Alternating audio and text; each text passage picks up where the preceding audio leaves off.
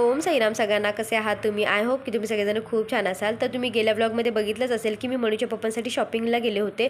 तर शॉपिंगवरून आल्याच्या नंतर मी फटाफट घरी तयार वगैरे झाले आणि अर्धा माझा स्वयंपाकही झाला होता. तर इथे सगळेजण येत होते आणि इथे मनूचे पप्पा ऑलरेडी तयार होऊन बसले होते केक वगैरे कटिंग करायला.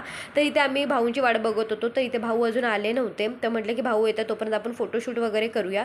तर ह्यावेळेला ताई थोड्या मिस होत्या. ताई म्हणजे माझी नणंद मिस होती इथे, यावेळेला आल्या नाही ताई. तर इथे आम्ही ताईला सुद्धा खूप मिस करत होतो, भाऊंना मिस करत होतो, मानसीला मिस करत होतो.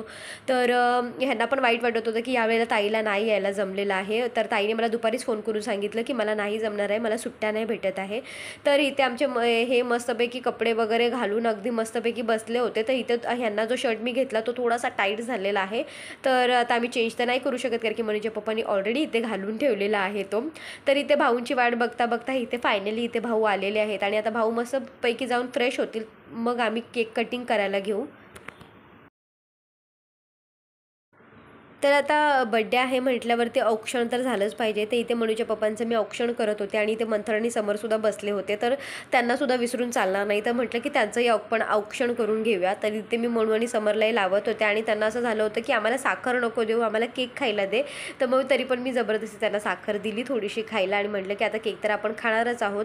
तर ह्यावेळेस ना मी केक फार जास्त आणले नाही कारण की प्रत्येक वेळेस काय होतं ना की 4-4 केक 5-5 केक असे इथे लागलेले असतात आणि मनूचे पप्पा तेवढे कापतात केक आणि मग ते ना वेस्ट होतात. त्यापेक्षा मी म्हटलं की यावेळेस एकच केक आणूया कारण की सगळेजणच केक घेऊन येत असतात इथे. तर आता इथे मी तर औक्षण केलेलं आहे. इथे ताई आणि आता कवितासुद्धा औक्षण करून घेणार आहे यांचं.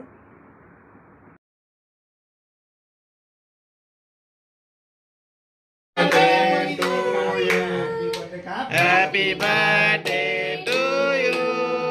Happy birthday dear Sambhaji. Happy birthday to you. जोरात टाळ्या वाजवा. ऐका ना. पुढची मध्ये येते हो लास्टमध्ये येतो मध्ये बसते घ्या ना. हां फक्त फोटो नाही आले पाहिजे. चांगला असं फोटो काढायचा बस. हां काय म्हणजे ते आहे. सवा पाच चला आणि आता आम्ही थांब ना भाऊ आणि ताई आहेत ना. काढते म्हणजे पैसे जाणार ना मग. बाबू या. ते आल्यावरती आता गिफ्टिंगचा कार्यक्रम. नाही नाही हे तुम्हीच चाललेत का स्वतः मग जावा. लय मोठा छोटासा काय केला.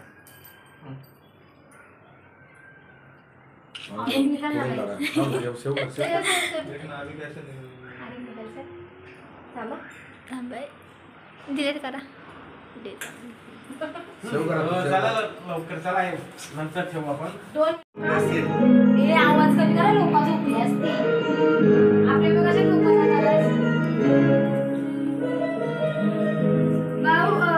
फोटो काढे. कविता पडते. वाला पाल देख के बागड़ा भी आंदा ते लिरिक्स अंगे जेड़े चलदे सी किसे तो ना चलदे सी उना दा बनांदे आ कलाम मुंडे ब्राउन मुंडे और देसी जे गीता ट्रैप दी बीटा काट काट दे स्पीकरां च नद दे ब्राउन मुंडे और देसी जे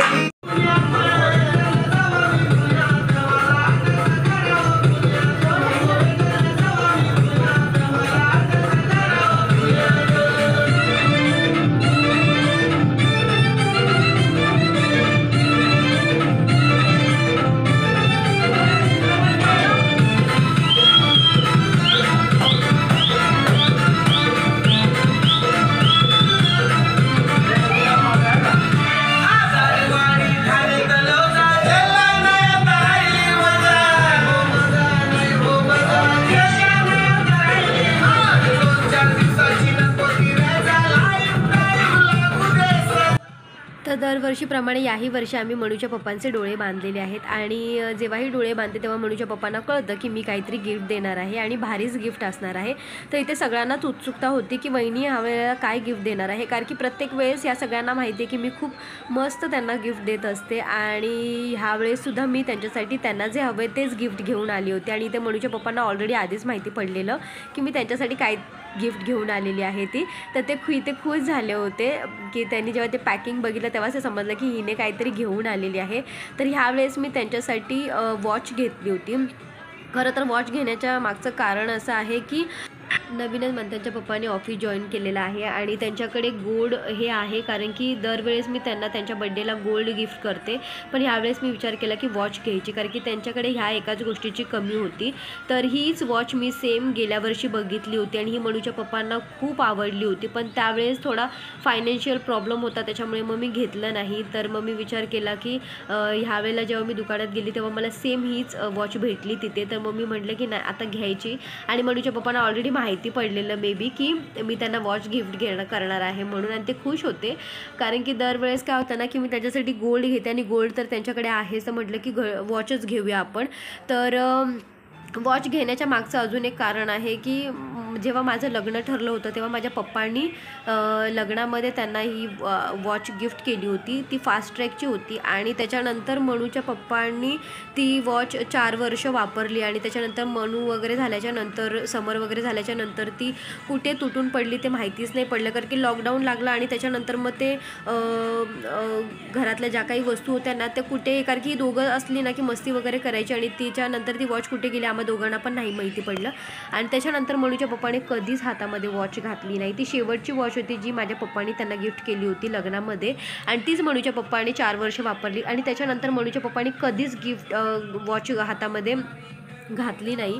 तर मग यावेळेला माझी स्वतःची इच्छा होती की त्यांनी आता नवीनच ऑफिस जॉईन केले तर म्हटलं की चला त्यांच्यासाठी आपण वॉच घेऊया, कारण की ती एकाच गोष्टीची त्यांच्याकडे कमी होती. आणि ते मनूचे पप्पा तर फार खुश झाले होते. बाबा काय खरं नाही, ते बड्डे बॉयची आमची ॲक्च्युली मजा असते दरवेळेस, कारण की माझं असं म्हणणं आहे की घरातला जो करता माणूस असतो ना तो खुश राहणं खूप महत्त्वाचं आहे. कारण की प्रत्येक वेळेस पुरुषांनीच असा विचार करणं योग्य नाही. मला असं वाटतं की आपल्या घरातली फॅमिली खुश राहिली पाहिजे, आपली बायका पोरं खुश राहिली पाहिजे. पण जो व्यक्ती कमवतो, जो व्यक्ती घरासाठी धडपडत असतो, जीवाचं रान करत असतो, तो व्यक्ती कधी खुश नसतो. खरं म्हणायला गेलं तर तो प्रत्येक वेळेला त्याच्या इच्छा आकांक्षा असताना तो मारत असतो. म्हणजे प्रत्येक पुरुषाच्या बाबतीत हे गोष्ट घडते असं मला वाटतं की लग्न झाल्याच्या नंतर प्रत्येक मुलावरती जबाबदारी पडते. आपण असं विचार करतो की लेडीजवर खूप जबाबदारी आहे, लेडीजला जरा त्रास झाला की सगळेजण बोलतात, पण पुरुषांवर कधी कोणी बोलत नाही. तर माझी अशी इच्छा होती की मनूचे पप्पा आमच्या घरात एकमेव अशी व्यक्ती आहे जी सगळ्यांचा विचार करते आणि सगळ्यांसाठी धडपडते खरं तर. त्याच्यामुळे मग मी नेहमी हा विचार करते की ती व्यक्ती खुश राहिली पाहिजे. तर मी दरवेळेस मनूच्या पप्पांना गिफ्ट देते. म्हणजे मी तसं तर त्यांना नेहमीच ते खुश राहतात, पण जेव्हा त्यांचा बड्डे येतो ना तेव्हा ते जास्त खुश असतात, कारण की त्यांना माहिती असतं की जी गोष्ट मी म्हणजे ते स्वतः करू शकत नाही ती गोष्ट मी करते त्यांच्यासाठी. आणि मी दरवेळेस बड्डे तेव्हा यायच्या आधी त्यांच्यासाठी खूप प्लॅनिंग केलेलं असतं. मी पैसे वगैरे खूप साठवून वगैरे ठेवते त्यांच्या बड्डेसाठी आणि त्यांना असं गिफ्ट देते जे बघून मनूचे पप्पा खुश होतील, कारण की ते स्वतःसाठी कधी एक कपडासुद्धा घेत नाही. ते आमचा विचार नेहमी करतील, पोराबाळांचा किंवा पूर्ण फॅमिलीचा विचार करतील, पण ते स्वतःसाठी कधी कपडेसुद्धा मनूचे पप्पा घेत नाहीत. आणि मला ह्या गोष्टींचं खरंच खूप वाईट वाटतं की ते स्वतःचा कधीच विचार करत नाही. ते नेहमी स्वतःला जे घ्यायचं असेल, जे त्यांना गोष्ट पण आवडली ना तर ते दुकानामध्ये असा विचार करते की नको ह्या गोष्टीमध्ये मी दुसरं काहीतरी घेईल, माझ्या फॅमिलीसाठी काहीतरी घेईल. पण ती गोष्ट मला अजिबात आवडत नाही, कारण की माझं असं म्हणणं आहे की जो व्यक्ती स्वतः कमवतो तो स्वतःसाठी का खर्च करू शकत नाही. आणि हीच गोष्ट प्रत्येक बाईने जर विचारात घेतली ना की आपला नवरा खुश राहिला पाहिजे, कारण की तो आपल्या फॅमिलीसाठी नेहमी प्रयत्न करत असतो. तर इथे मी मनूच्या पप्पांना दरवेळेस गिफ्ट देते आणि त्यांना खुश करण्याचा प्रयत्न करते, कारण की माझ्या घरामध्ये म्हणजे मनूचे पप्पा असे विचार करतात की घरातली प्रत्येक बाई खुश राहिली पाहिजे तेव्हा घर सुखी राहतं. पण मला असं वाटतं की घरातले प्रत्येक बाई तर खुश राहिलीच पाहिजे, पण त्याचबरोबर जो कमवता व्यक्ती आहे तो सुद्धा खुश राहिला पाहिजे, तर घर आणि संसार दोन्ही सुखी राहतात.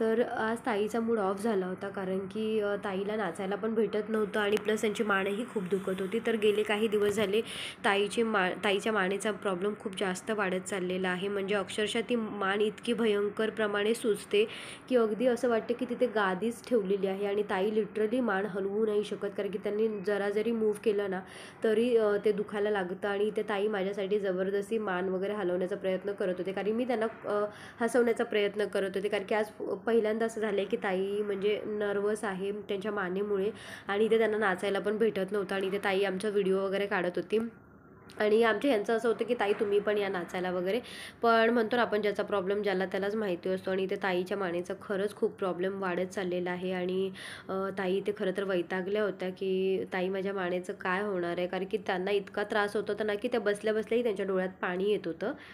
आणि इथे बघताय आमच्या घरातली आन बान शान आमचा समर किती एन्जॉय करतोय. म्हणजे अक्षरशः त्याने त्याच्या दादाला झोपवलंय, तू झोप, तुला सकाळी स्कूलला जायचं असं तो त्याला सांगून आलेला आहे आणि त्याला झोपून तो अक्षरशः बाहेर आलाय नाचायला. म्हणजे तो इतका एन्जॉय करत होता आणि इथे लिटरली साऊंडचा आवाज इतका होता पण मनू अजिबात उठला नाही, कारण की त्याला असं होतं की मला सकाळी स्कूलला जायचं आहे, नाही तर मम्मी ओरडेल वगैरे. पण मला नाही वाटत की मी त्याला सकाळी स्कूलला पाठवेल, कारण की ऑलरेडी खूप उशीर झाला होता. पाटलांचा बैलगाडा पाटलांचा बैलगाडा गाडा द्या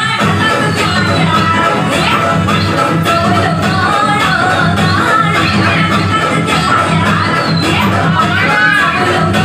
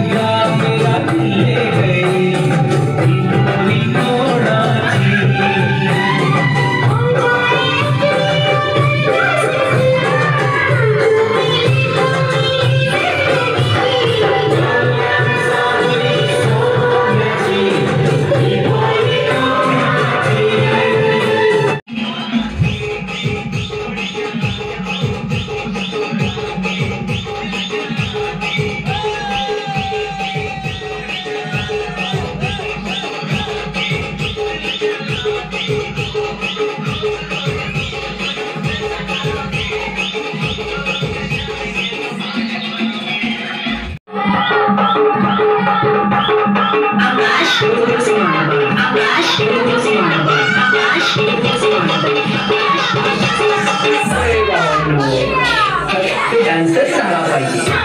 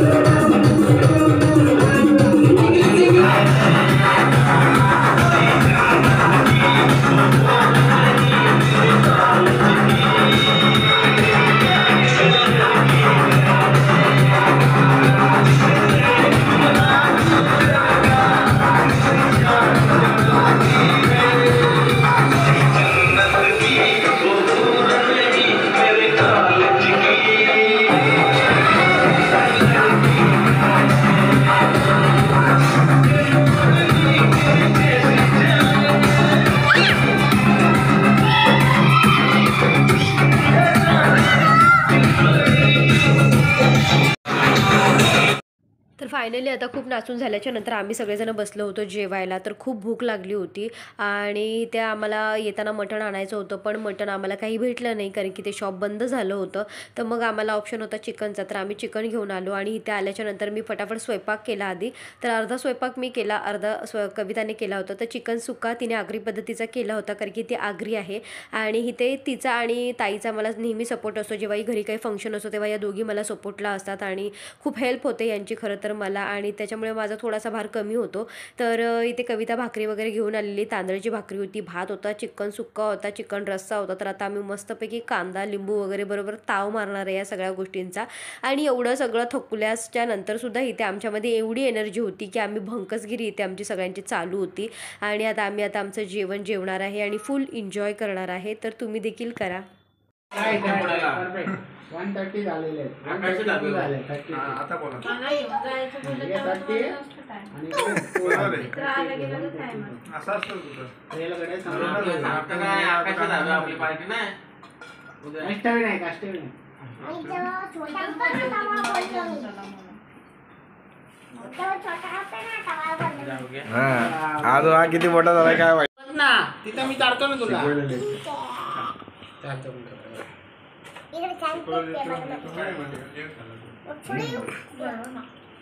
थोडं खायचं. रात्रीचे 1:30 वाजले आणि आम्ही आता जेवायला बसलो. या सगळे जेवायला. करेक्ट. हा. या आगरी पद्धतीचं केलेलं सुक्कं चिकन